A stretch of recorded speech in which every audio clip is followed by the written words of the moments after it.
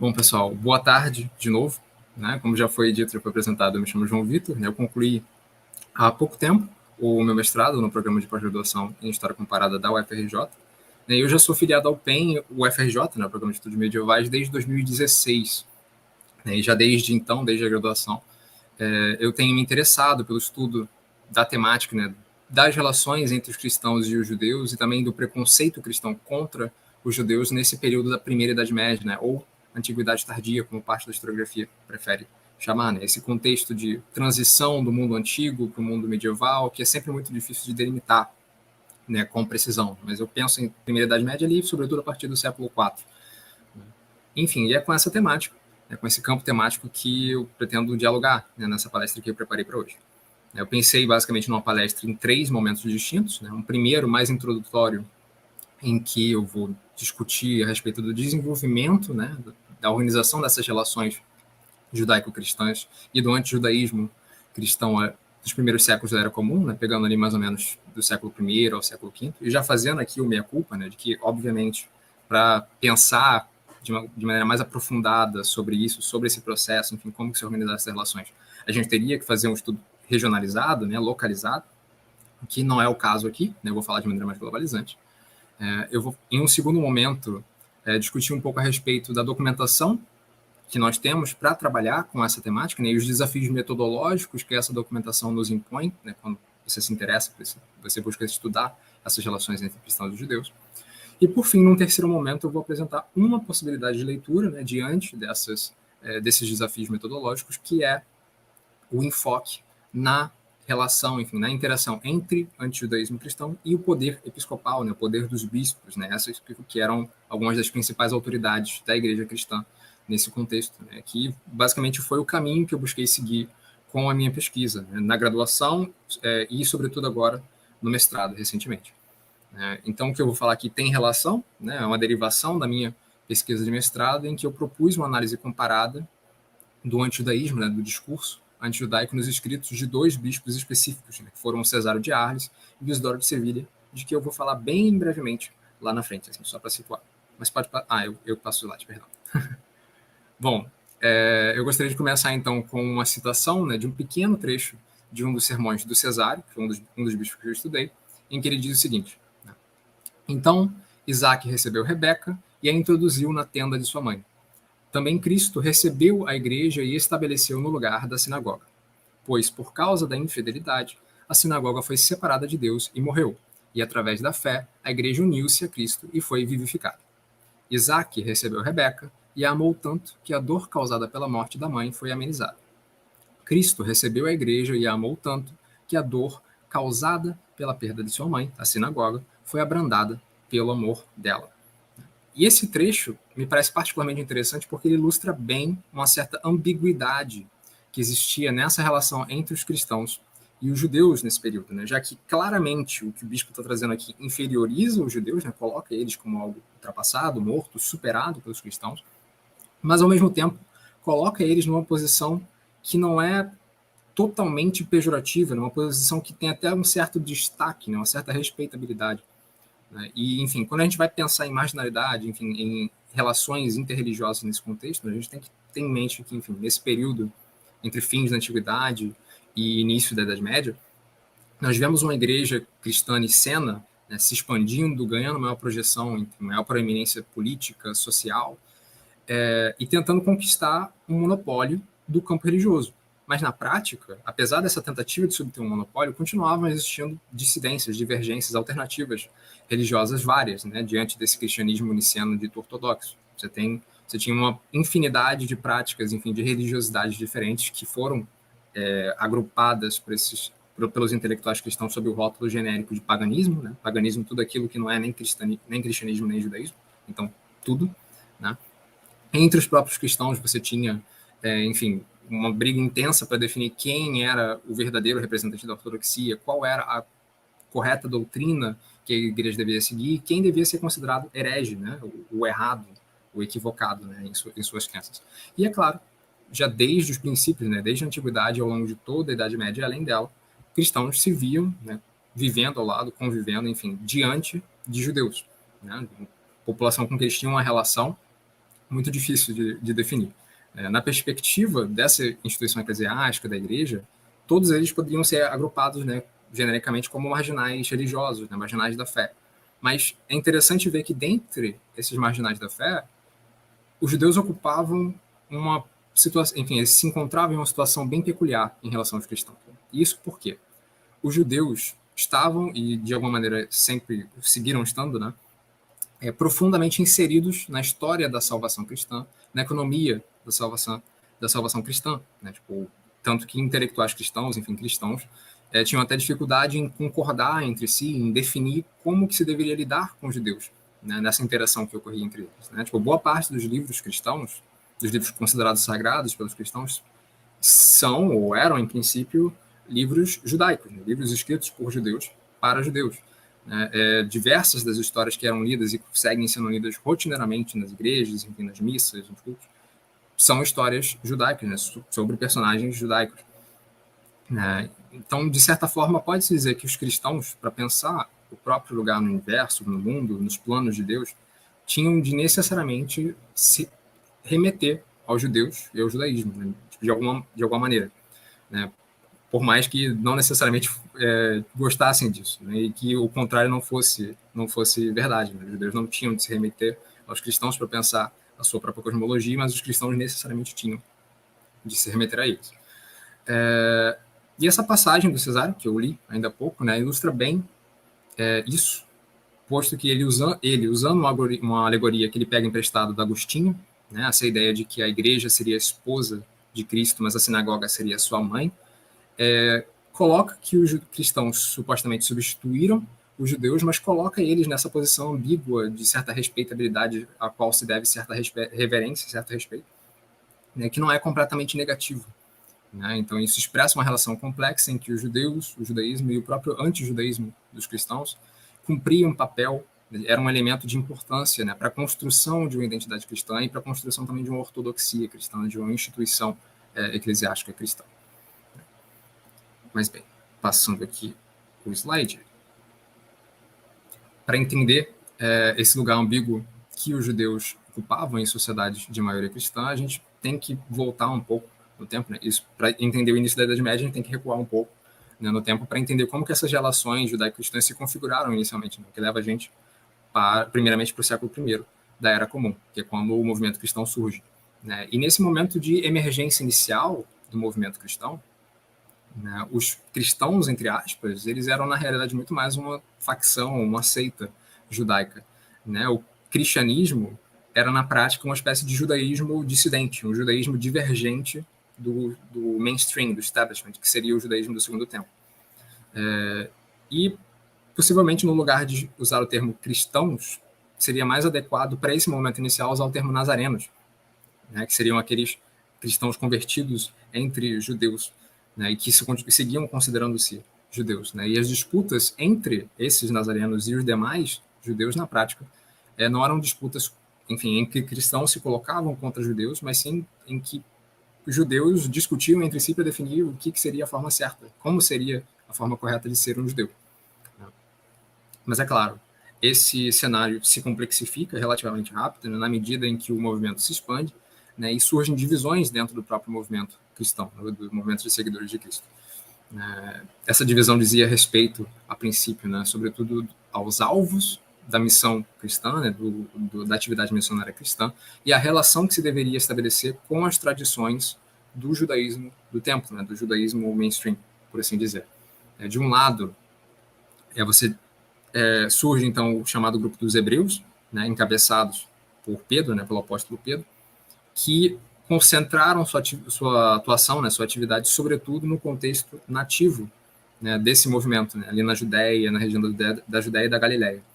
E do outro lado, os chamados helenistas, né, que tiveram maiores tensões com esse judaísmo do templo, né, ao ponto de se afastarem, querem se afastar de Jerusalém, e voltaram sua atividade missionária para outras regiões além da Judéia, além da Galiléia, né, e buscaram converter tanto judeus quanto gentios, né, gentios sendo os não-judeus em geral, e acabaram tendo mais sucesso em converter gentios, né, sobretudo.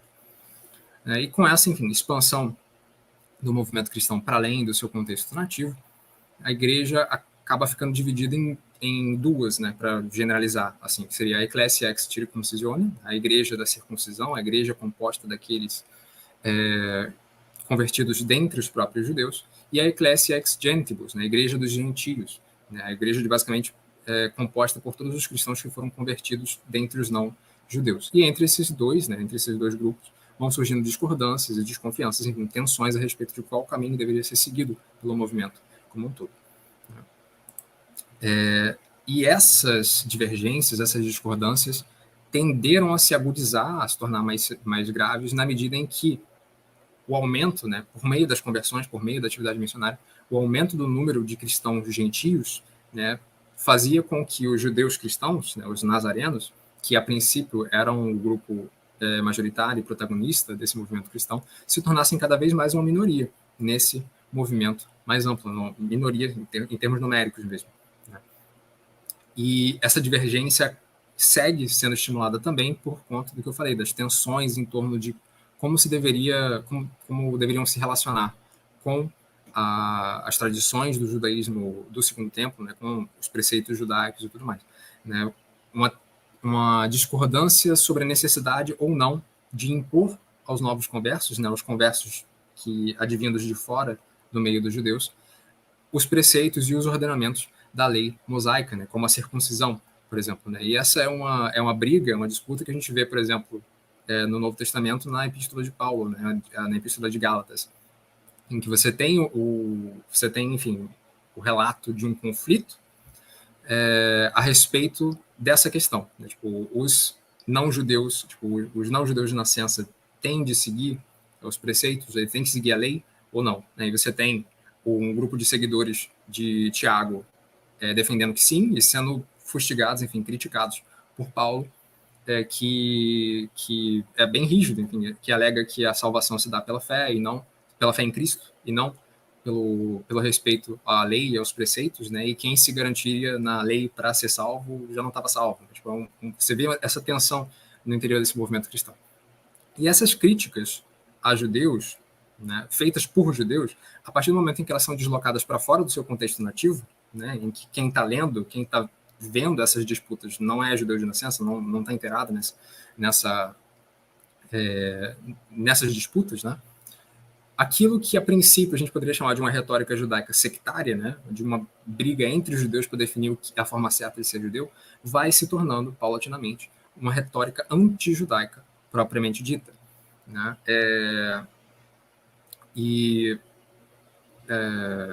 Por mais que essa não fosse uma ideia promovida ativamente por lideranças desse grupo helenista, como o Paulo, né, que se considerava judeu, que era judeu, e, enfim, não mudou essa percepção ao longo da sua trajetória, ao menos até onde a gente sabe, passou a ganhar mais força entre setores desse conjunto de cristãos gentios, a ideia de que os judeus, na verdade, tinham sido descartados, desprezados por Deus, né, e substituídos, então, pelos cristãos, que seriam o novo povo eleito. A igreja cristã teria vindo para substituir, né, a sinagoga dos judeus, como a gente vê dito, inclusive, naquela citação do Cesário que eu li ao início. Né?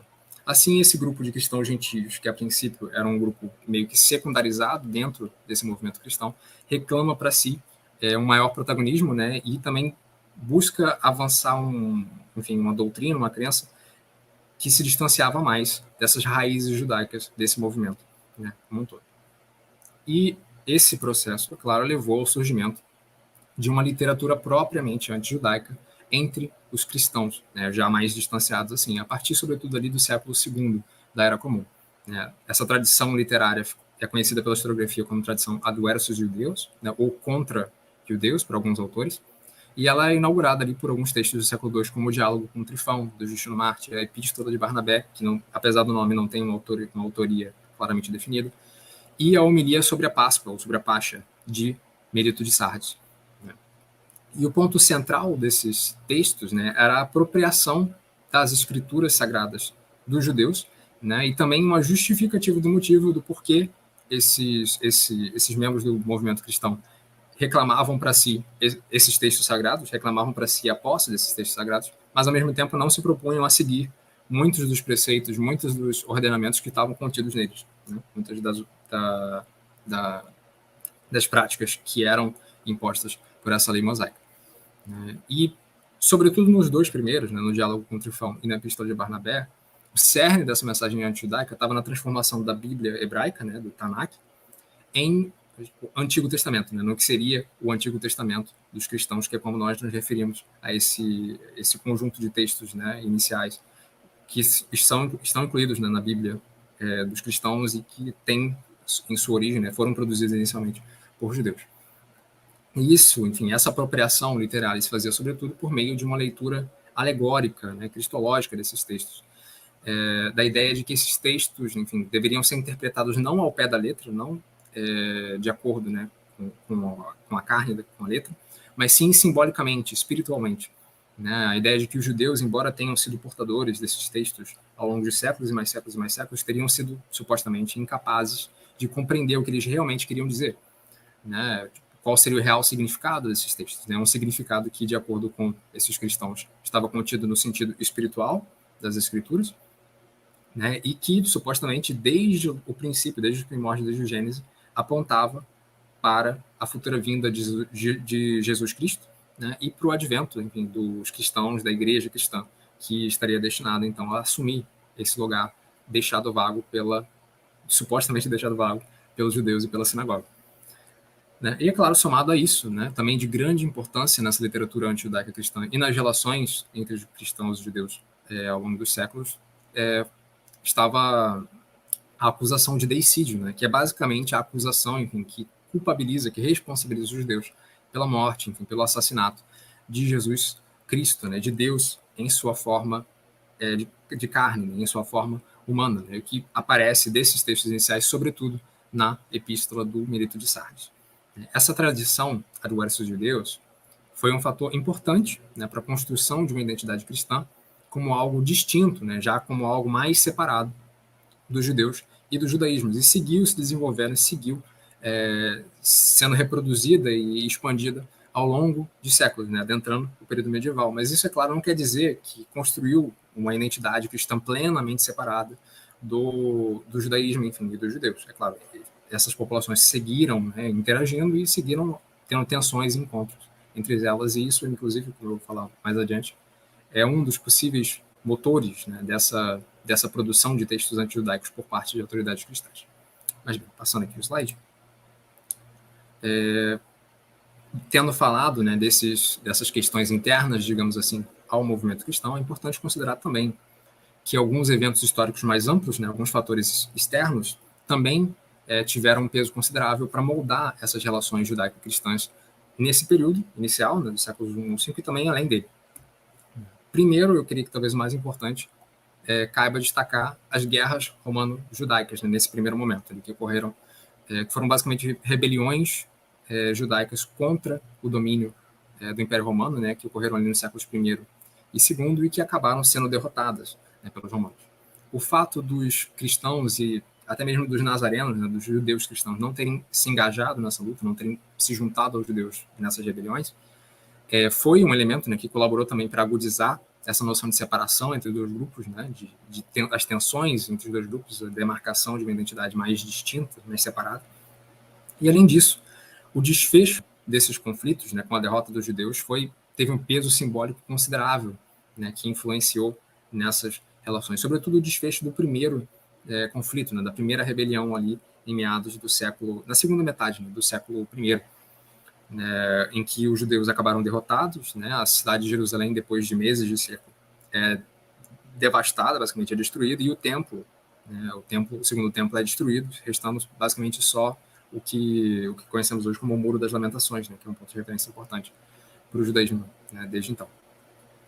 Enfim, essas derrotas judaicas deram força para aqueles setores do movimento cristão, de cristãos gentios, que argumentavam que os judeus tinham sido desprezados por Deus. Eles leram, enfim, propuseram que essas derrotas eram sinal da desaprovação de Deus, era uma punição divina pelo fato dos judeus supostamente terem assassinado Cristo. E eles embasavam essa argumentação em releituras, em interpretações alegóricas de textos proféticos dos próprios judeus, como Jeremias, Isaías e por aí vai, os textos proféticos do Antigo Testamento. E também, enfim, que também é relevante para pensar as relações entre cristãos e judeus nos séculos que seguiram, essas derrotas foram um dos principais motores da diáspora judaica, né, nesse período de dominação romana, né, da dispersão dos judeus pelo território, né, mediterrâneo, pelo território do Império Romano nesse período, né, que muitos deles terão sido transferidos na condição de escravos, né, depois de terem sido derrotados militarmente, e outros também que migraram por conta própria para buscar melhores condições do que aquelas que eles tinham numa Judéia, enfim, numa Galileia devastada pela guerra. Né. E essa dispersão, esse espalhar dos judeus pelo mundo romano, provavelmente está na origem de muitas das comunidades judaicas que nós vemos aparecer séculos depois na documentação, né, tipo, em locais diversos, como a Gália, como a Espanha, como a Itália, né, comunidades judaicas que nós vemos aparecer em cidades muito distantes, né, dessa região da Judéia e da Palestina em geral, né, e que, enfim, que vão interagir com cristãos em documentos que a gente vai ler lá no início da Idade Média e, enfim, ao longo de toda a Idade Média, né? Então, assim, na medida em que essa igreja, em que o cristianismo se expandia por esse mundo romano, é plausível supor que não fosse incomum que os cristãos esbarrassem com os judeus, né? Que eles se deparassem, né? Se vivessem em locais em que também viviam, em que também habitavam comunidades judaicas, algumas delas de tamanho bem expressivo. E, a parte disso, né, comentando brevemente um outro processo histórico, que teve peso também para essa certa cisão identitária entre cristãos e judeus, foram as perseguições romanas, né, contra os judeus, né, a intolerância religiosa contra os cristãos no contexto do Império Romano. Perseguições que já aconteciam de maneira mais esporádica e pontual já desde o século I, né, mas que assumiram um caráter mais sistemático, mais amplo ali entre meados do século III, com Décio, e inícios, né, do século IV, com Diocleciano. Por mais que essa repressão aos cristãos, isso é importante pontuar, fosse, sobretudo, romana, né, tivesse um caráter fortemente romano, e as motivações para essas perseguições aos cristãos fossem fortemente romanas também, a literatura antijudaica cristã tendeu a caracterizar os judeus como perseguidores, né, como perpetradores dessa perseguição, enfim, aos cristãos nesse contexto. Né, e ela cria uma imagem do judeu como perseguidor desde sempre, né, um judeu cujos crimes remetiam até mesmo ao período antes de Jesus Cristo. Né? Supostamente os judeus teriam assassinado seus próprios profetas, teriam assassinado Deus, né, Jesus Cristo, e seguiriam querendo assassinar os cristãos. Né? Tipo, aquela acusação de deicídio que eu comentei antes, ganhando força e sendo propalada, né, nessa literatura, né, de martírio. Mas, enfim, passando aqui o slide, eu me referi à diáspora ainda há pouco, né? Esse aqui é basicamente um mapa, não sei se vocês conseguem ver, se o tamanho tá bom, mas é um mapa da diáspora judaica nos séculos I e II que eu coloquei basicamente aqui para ilustrar, né, a amplitude dessa dispersão dos judeus nesse período.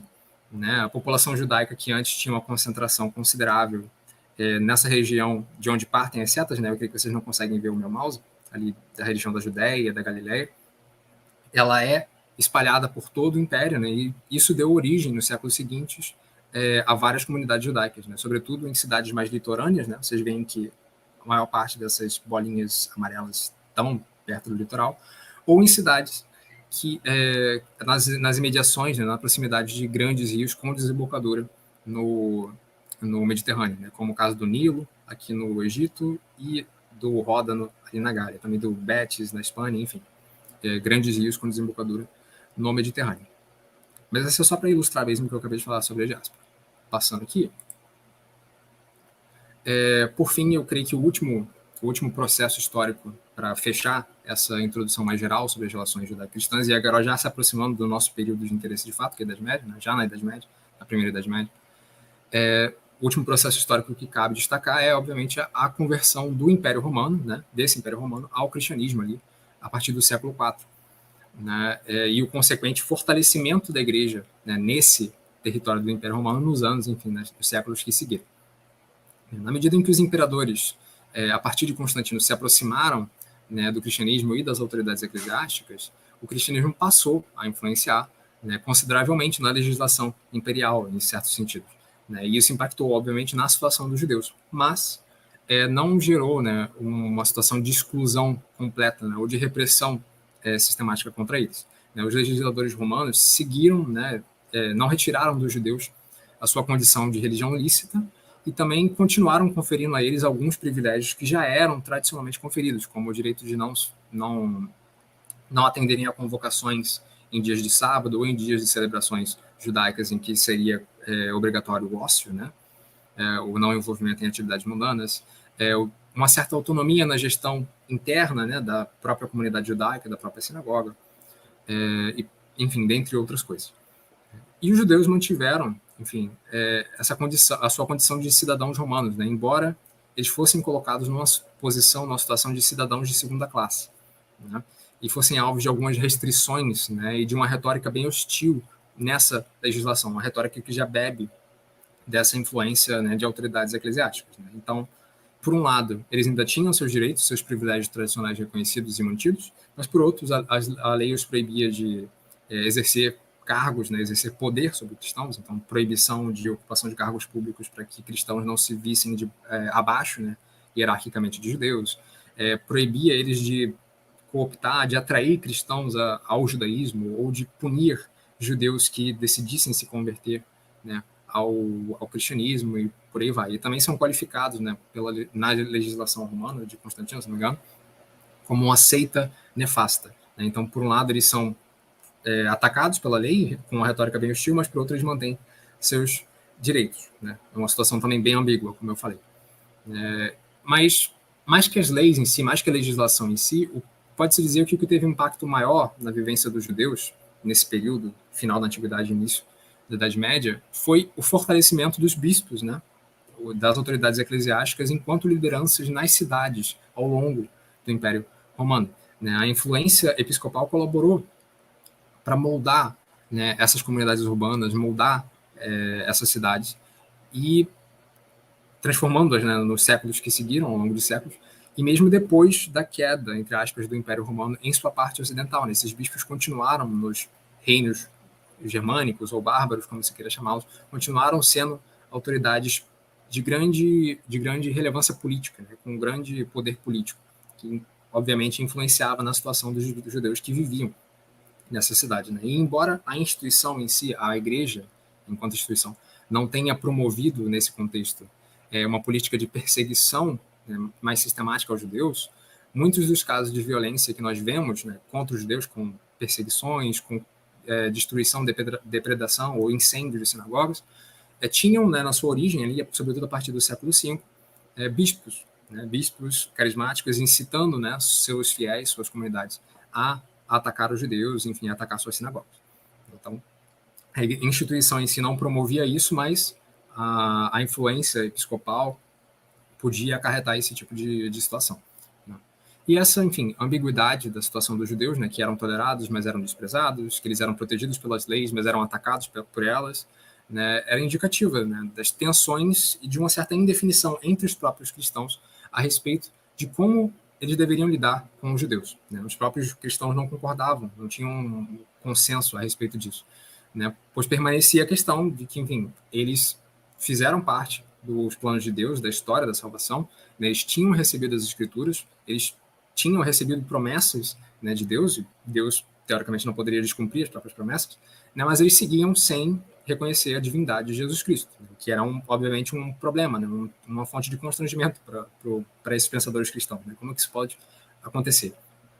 E a principal resposta, nesse contexto, a partir do século V, a essa questão foi apresentada pelo Agostinho, né?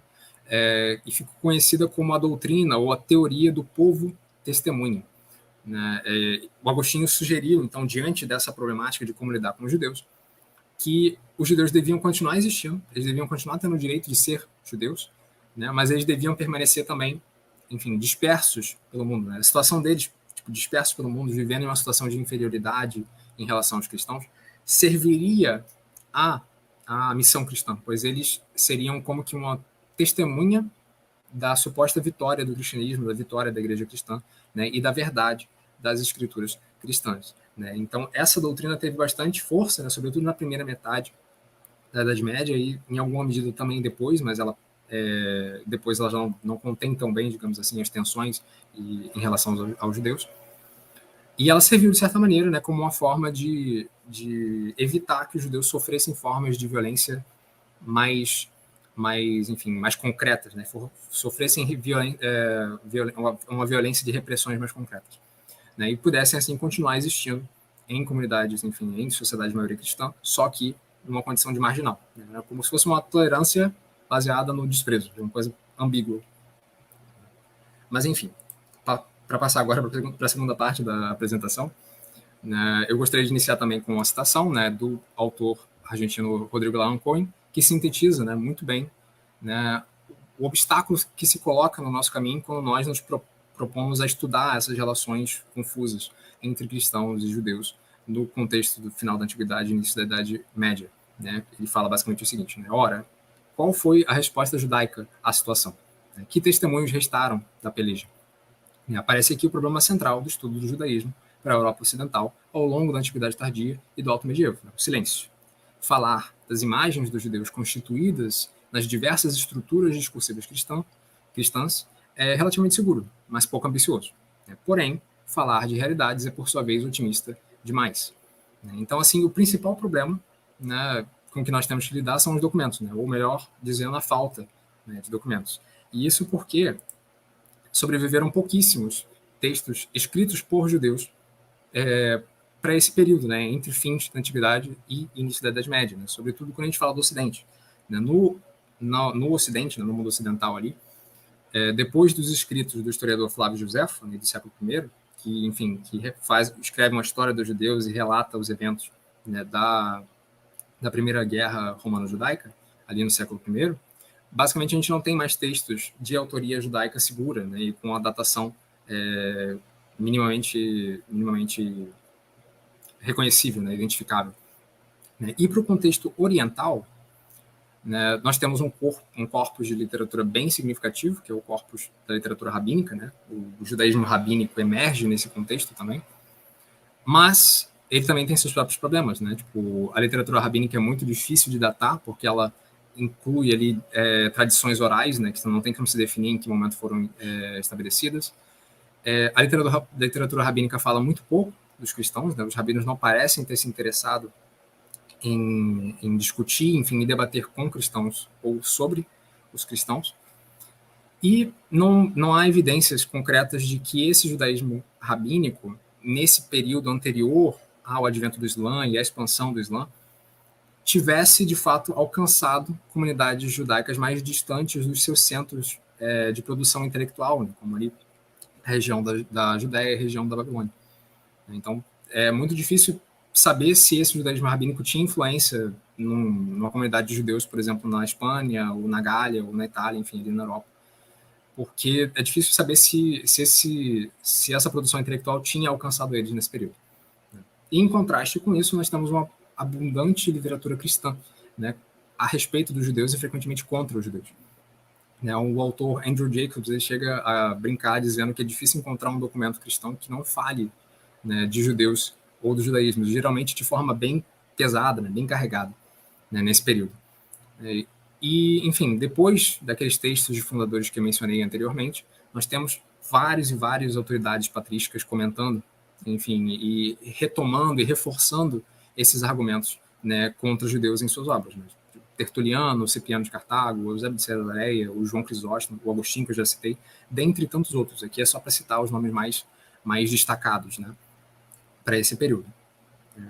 Então, assim, diante disso, né, dos judeus, nós dispomos basicamente de vestígios arqueológicos e inscrições epigráficas, né, falando sobretudo do contexto ocidental, que é o que me interessa mais na minha pesquisa.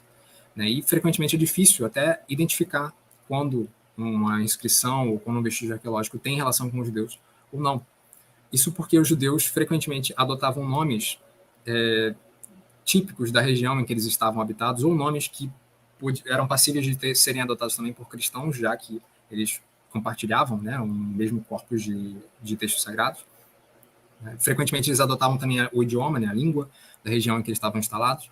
Então, via de regra, só dá para saber se uma inscrição ou se um vestígio arqueológico remete a judeus ou não, se seus autores tiverem se importado em se identificar como judeus. Do contrário, é muito fácil que isso passe batido, né, que não seja percebido por arqueólogos, enfim, por pesquisadores. Embora haja alguns casos, né, em que há sinais distintivos que podem ser associados ao judaísmo, como é o caso dessa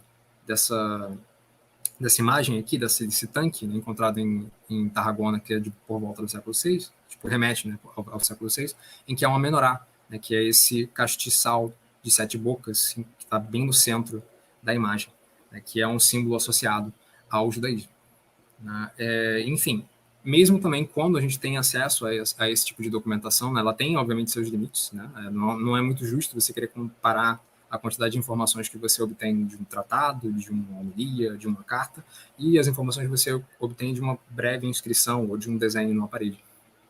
Isso pode, é óbvio que é uma peça de evidência muito importante, né? Pode dar indícios a respeito da situação social dos judeus, da condição deles, enfim, da proximidade deles com os cristãos, mas não diz muita coisa sobre, enfim, a visão de mundo deles, ou a opinião que eles tinham a respeito dos seus vizinhos cristãos. Né? Então, para pensar em relações judaico-cristãs, na prática a gente depende muito, né? A gente é refém de textos escritos por cristãos, né? Que, por sua vez, é óbvio, também tem uma série de problemas. Primeiramente, né, qual era o motivo deles produzirem esses textos? Né? Qual era o motor da produção desses textos anti-judaicos por cristãos nesse período medieval, né, primeiro medieval?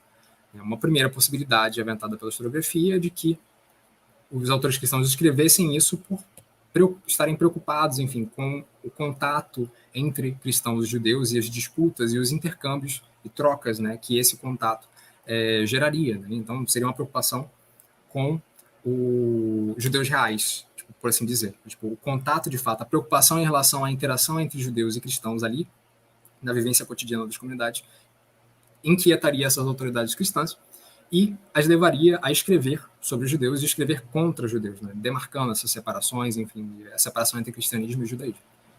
Uma outra possibilidade destacada pela historiografia é de que, na verdade, esses textos fossem escritos porque falar do judaísmo era uma necessidade teórica, enfim, teológica dos cristãos. Não tinham como eles conceberem, enfim, era necessário remeter ao judaísmo para elaborar, enfim, para explicar suas próprias visões de mundo, enfim, sua visão a respeito, enfim, sua interpretação a respeito das escrituras, né? E nessa ótica, os textos com os quais nós temos contato, por mais que eles possam parecer profundamente polêmicos, não diriam respeito a judeus de verdade, né, judeus reais. Né? Os judeus ali seriam mais como ferramentas hermenêuticas, né, como um instrumento usado para formular e explicar uma leitura cristã das escrituras e do mundo. Né? Então, isso dispensaria, inclusive, a presença de judeus reais em contato com judeus. Dispensaria, inclusive, a existência de contato e de intercâmbios entre cristãos e judeus. E, é claro, cabe perguntar se essas são duas alternativas mutuamente exclusivas ou não, se a gente tem como trabalhar com as duas ou se precisa trabalhar com uma só. Parte da historiografia diz que é mutuamente exclusiva, como é o caso da Miriam Taylor. A gente pode falar que você tem que escolher uma ou outra porque são duas possibilidades contraditórias entre si. Mas eu, enfim, e muitos autores, né, considero que é mais produtivo, enfim, mais interessante tentar encontrar um equilíbrio, reconhecendo as especificidades de determinados contextos. Né? Um texto escrito num lugar em que provavelmente não havia judeu nenhum, certamente tem um peso hermenêutico maior do que um peso real, por assim dizer, histórico. Mas, falando em geral, é interessante pensar, né, em um equilíbrio entre essas duas possibilidades. E um outro problema dessa literatura antijudaica é que ela é profundamente repetitiva, extremamente repetitiva. Né? É possível resumir em poucas linhas, como eu fiz aqui, basicamente, os principais argumentos, né, o contorno geral da argumentação da esmagadora maioria dos textos antijudaicos desse período. Né? Então, os judeus mataram Cristo, eles mataram os profetas, eles não entendem os próprios livros, não têm inteligência espiritual, eles têm coração duro, né? São impassíveis, não é possível você debater, convencer um judeu porque ele tem coração duro. A lei judaica, né, a lei mosaica a qual eles se apegam é carnal e ultrapassada, né? Eles ficaram para trás nesse sentido. Os judeus rejeitaram Jesus e por conta disso foram rejeitados por Deus e substituídos pelos cristãos. E basicamente isso, né? Esse é meio que o resumão da argumentação antijudaica para esse contexto como um todo. Né? E, enfim, essa forte intertextualidade, né, essa relação, o fato de que os autores seguem repetindo de maneira bem consistente até os mesmos argumentos ao longo de séculos e séculos, pode fazer até com que seja difícil, enfim, para o historiador relacionar, por vezes, esses textos com seus contextos de produção. Né? Mas, enfim, agora aproveitando essa ponte, né, para a terceira parte, né, para caminhar para o fim da apresentação,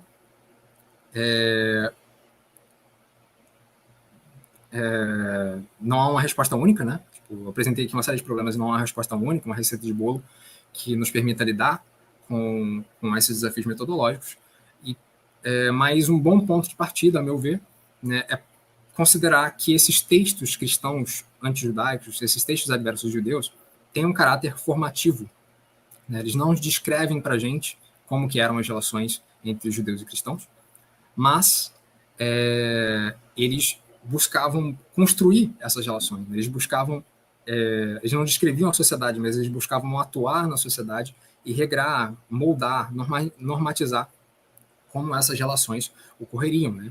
Então, mesmo que eles sejam enviesados, mesmo que eles sejam repetitivos, né, eles ainda assim nos dizem alguma coisa de real sobre essas relações, né, sobre como as autoridades cristãs, as autoridades eclesiásticas buscaram construir essas relações. Então, você pode se perguntar, por exemplo, como um determinado texto, como uma determinada produção literária antijudaica interferiria, né? Como que, depois de escutar um sermão antijudaico na missa de domingo, um cristão se comportaria e lidaria com seus vizinhos judeus. Né? Tudo isso, enfim, e é óbvio, comparando com outras documentações, nos permite pensar ali a partir, numa ótica de relações, né, judaico-cristãs, mesmo que a gente tenha uma discrepância documental muito considerável. E a partir dessa diretriz geral, cada pesquisa segue um caminho, né? O caminho que eu busquei seguir na minha pesquisa foi, como eu falei lá no início, relacionar a produção de textos antijudaicos com a questão do poder episcopal. Então, eu busquei relacionar essa produção de textos antijudaicos a demandas específicas de dois bispados, né? O bispado do Cesário de Arles e do Isidoro de Sevilha. Né? E como eu já avancei bastante na apresentação, não poderia deixar de apresentá-los ultra brevemente, já que eu já falei bastante. O Cesário, basicamente, foi bispo da cidade de Arles na primeira metade do século VI, ali na região sul da Gália, que corresponde à atual Provença, na França. Né? E a sua carreira foi, em larga medida, dedicada a uma tentativa de se afirmar enquanto autoridade suprametropolitana nessa região da Gália, ou seja, se afirmar como um bispo que tinha autoridade não só sobre sua própria diocese, não só sobre a província eclesiástica em que ela estava incluída, mas sim para além, né, sobre várias províncias eclesiásticas diferentes. E esse foi um intuito que ele não conseguiu, enfim, foi um projeto que ele não conseguiu realizar com pleno sucesso, né, por N motivos, nos quais eu não vou me aprofundar aqui. Mas, enfim, no seu contexto de atuação, né, houveram, né, restrições legais, jurídicas contra os judeus, mas, no geral, a situação foi muito semelhante àquela que já se via no contexto do Império Romano, né, da legislação romana. Né, os judeus tratados como cidadãos de segunda classe, mas mantendo ali o direito de existir, mantendo seus direitos. Né. E, para o caso dele, né, a documentação que eu analisei foram seus sermões, né, os seus sermões da Escritura, especificamente os de número 81 a 113, que trazem, enfim, discussões sobre trechos do Pentateuco, nos primeiros livros da Bíblia, enfim, apresenta interpretações a respeito desses livros e traz diversos argumentos contra os judeus nesse processo. Quanto ao Isidoro, né, ele foi bispo de Sevilha nas primeiras décadas do século VII e atuou no reino visigodo de Toledo, né, que abarcava ali a região da Península Ibérica e um pedacinho do sul da Gália. No seu contexto de atuação, foi marcado por um processo de aproximação, de articulação entre a igreja nicena e a monarquia visigótica, né, as casas reais visigóticas, que pretendiam consolidar a unificação de seu reino com base na adoção do cristianismo niceno enquanto uma fé única, né, tanto de visigodos quanto de hispano-romanos. Né.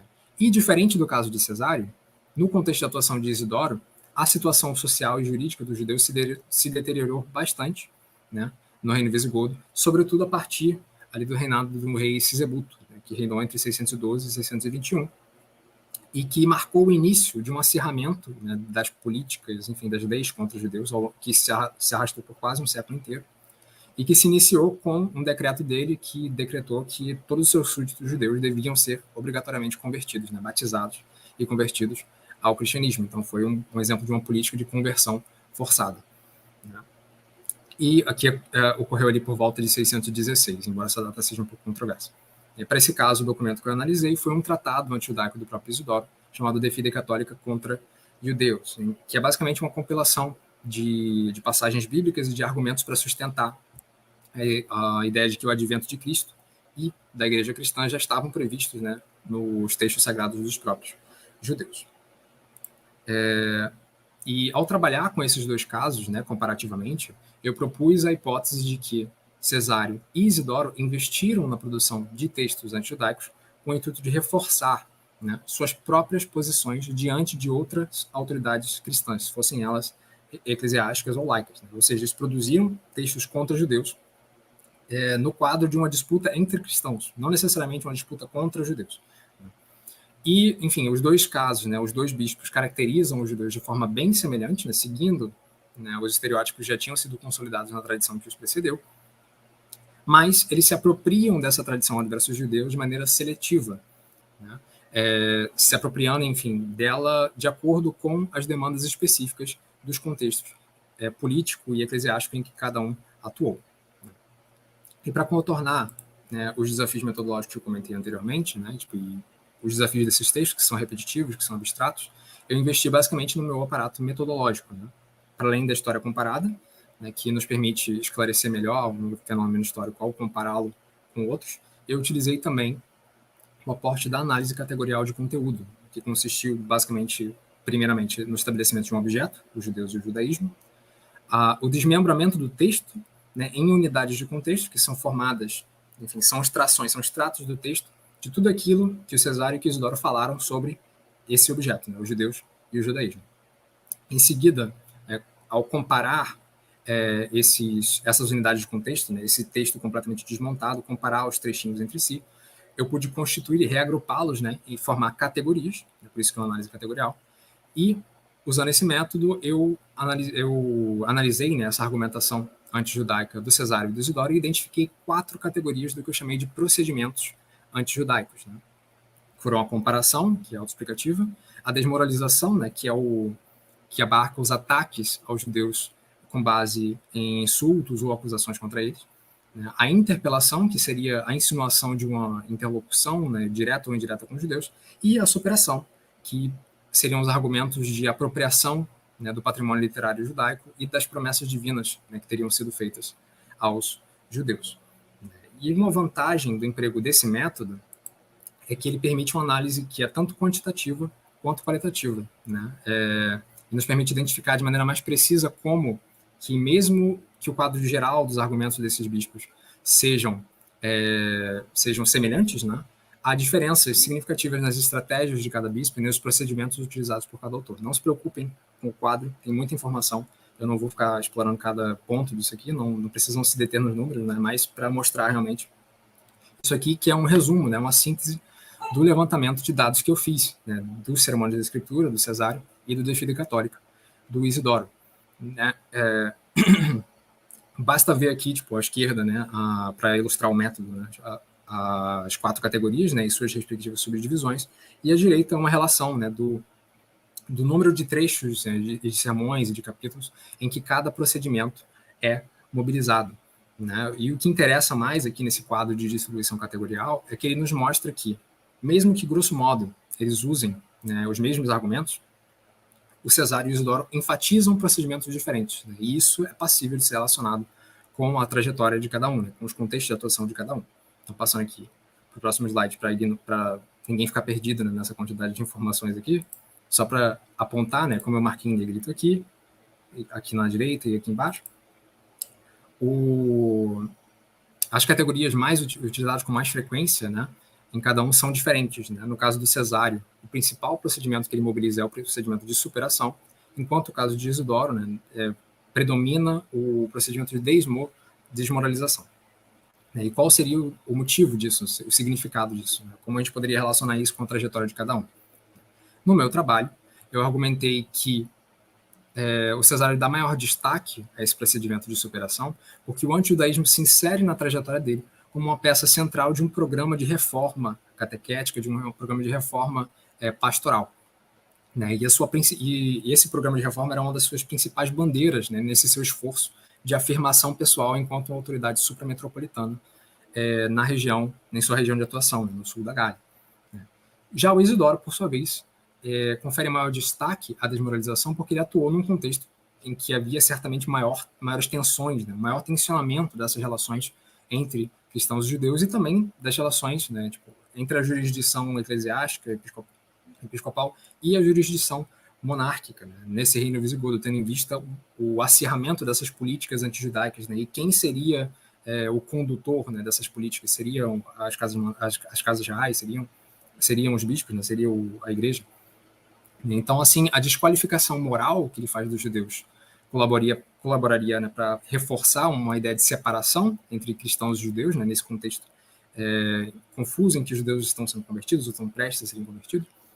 E a desqualificação intelectual deles serviria para reforçar o próprio lugar do Isidoro, enquanto é uma autoridade, né, um bispo, uma autoridade apta a fornecer o que seria a interpretação correta das escrituras, né, e por consequência, né, por tabela, a interpretação correta do que deveria ser a gestão da eclésia, né, a gestão da igreja. Só não vai dar.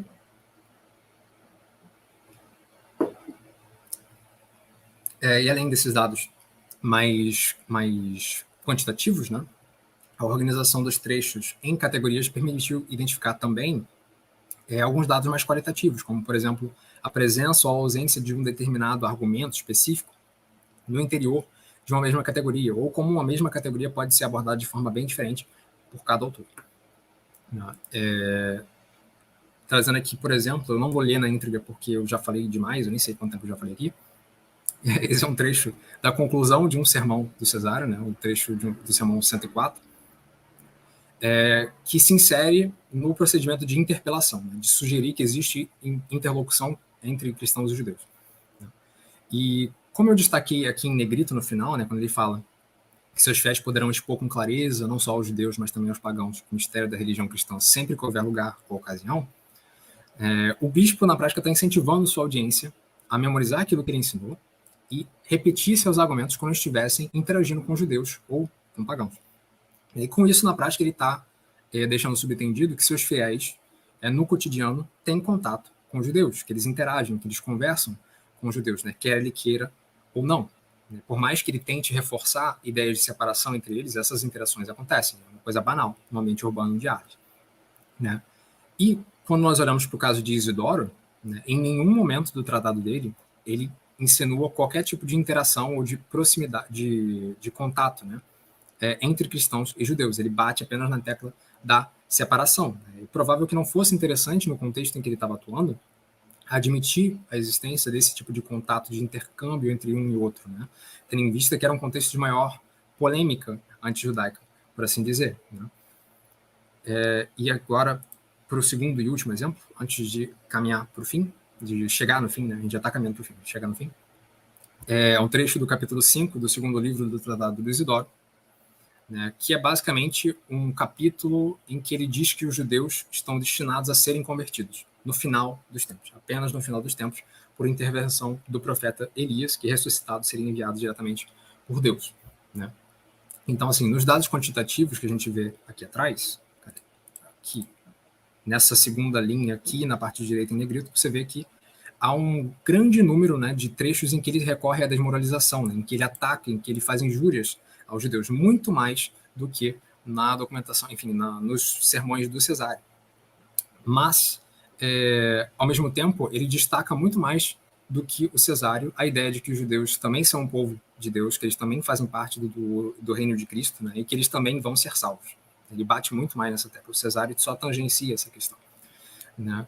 E ele dedica um capítulo inteiro, que é esse capítulo 5, à ideia de que eles estão destinados a serem salvos apenas no fim dos tempos, né? Diretamente por Deus e não por intervenção da igreja. Seria basicamente impossível para a igreja, na concepção que ele passa, de fato convertê-los, né?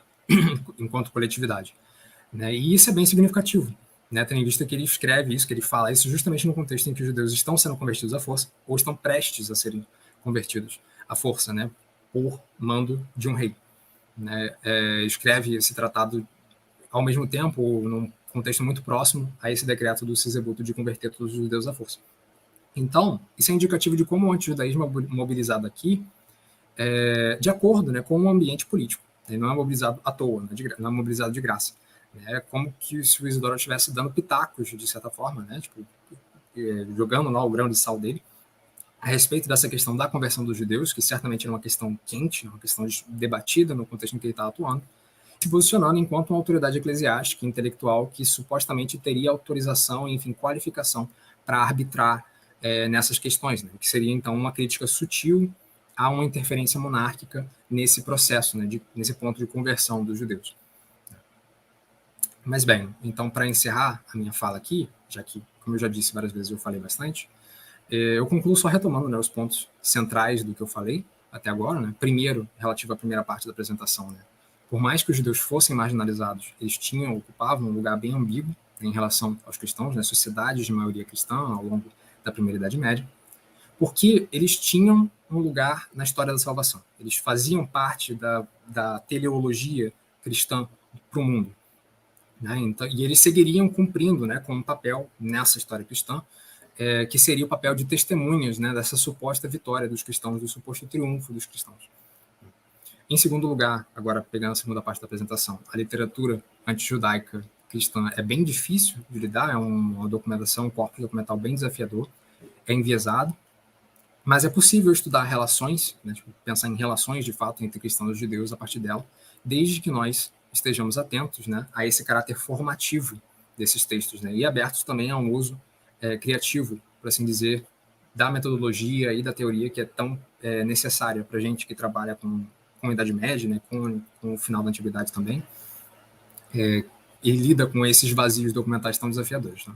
E, por fim, né, como nós podemos ver no caso do Cesário e do Isidoro, né, em que o judaísmo é mobilizado de acordo com demandas específicas dos seus bispados, né, com os seus próprios projetos enquanto bispos, né, o desenvolvimento do antijudaísmo cristão não foi um processo completamente distinto, né, da afirmação, da consolidação institucional da igreja, mas foi parte dele. Né? E é importante, né, ter em mente, né, essas interrelações, em como um processo pode interferir também no outro, como as demandas institucionais da igreja podiam servir, enfim, como motor para o avanço, enfim, para a reprodução dessa questão do antijudaísmo cristão e para a deterioração, né, dessas relações também. Era basicamente isso que eu queria falar hoje. E o que segue são basicamente aqui as referências dos documentos mais centrais que eu utilizei aqui, né, os documentos principais da minha pesquisa, e algumas referências, uma seleção de algumas referências mais centrais para aquilo que eu falei hoje, e a referência das próprias imagens que eu mostrei, né, do mapa das imagens que eu mostrei. Eu agradeço novamente pela oportunidade de estar aqui. O Rodrigo pode encerrar a projeção de slides. E é isso, gente. Obrigado por terem me ouvido.